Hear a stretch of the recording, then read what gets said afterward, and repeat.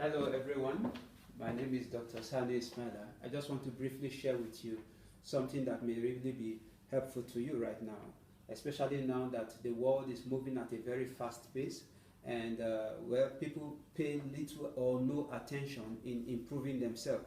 We have a lot of people who today are spending time updating different apps on their gadgets, but they are not updating their brain. They are not updating this all important app that is in their skull. Now, have you ever heard about the J7 Summit? Well, it's one of those my ways of expressing some things I found in the Bible. In Judges chapter 7, if you remember very well in Judges chapter 7 from verse 1 down to 7, you remember that Gideon was marching with an army of 30,000 men to fight the Midianites. But when God instructed him to, carry out a performance check the kind of people he's traveling with. I mean, check the army of people he's moving with. What kind of soldiers are in his army? He discovered that about 22,000 of them were afraid. They were just moving with it, but they were afraid. These were not people that would be bold enough to confront the enemies. So, after 22,000 were eliminated due to fear, he was left with 8,000 men. Now, out of these 8,000 men that were left, 7,700 of them were eliminated. Why? Because they used their head deep into the water to drink. While the remaining 300, as we remember, used their hands to cup some water and then lap it with their tongue. What does that tell us? To me, I see it as responsibility. The ones that used their hand to fetch the water, cupped it and drank, showing that they are using their hands to work, which is a show of responsibility. Now, what did we learn today? Only 300 at the end of the day went with Gideon to fight that army. Now, can we do a quick mathematics? 300 over 30,000 times 100 will give us what? It will give us only 1%.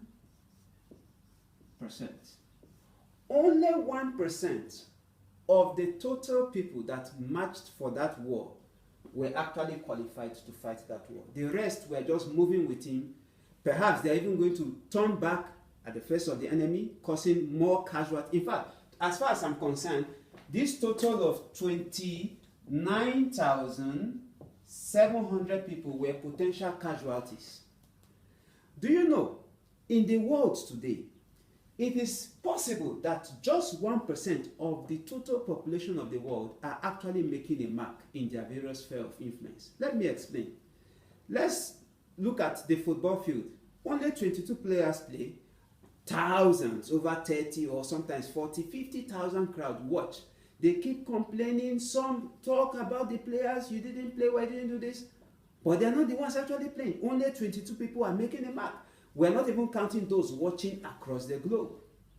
Do you know, even in your office, it's possible your office is, or your organization have up to 500 employees. Perhaps only 1% of those employees are actually doing the work.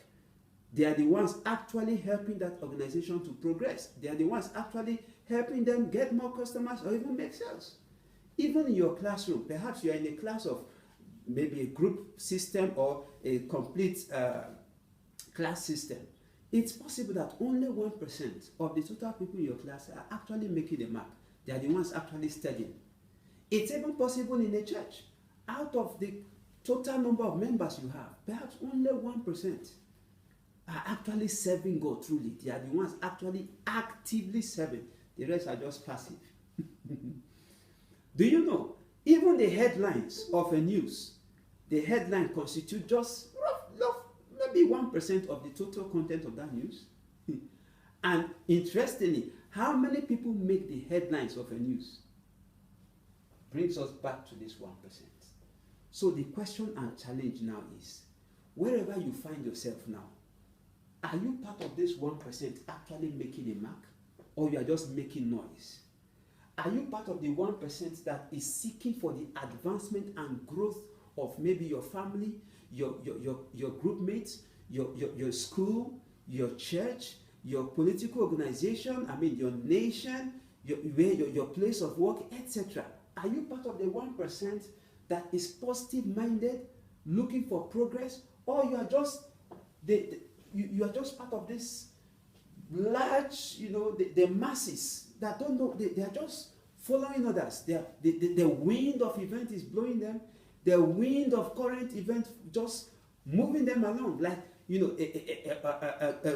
like a flood, moving things along the streets. When there is a flood, where do you belong?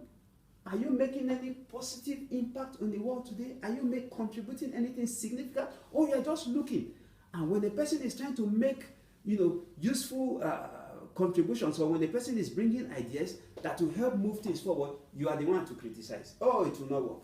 You are the first person to see many reasons why something will not work. At least, why are you quick to see why things will not work, and you have not even proposed any idea yet? The question is, where do you belong? Are you among the 1% contributing significantly to the development of this world, or you are among the many that are doing what? Pulling down this world. Examine yourself today. Remember, we are in the J7 Summit. I just gave you some criteria that will help you to know where you stand. Thank you very much. See you next time.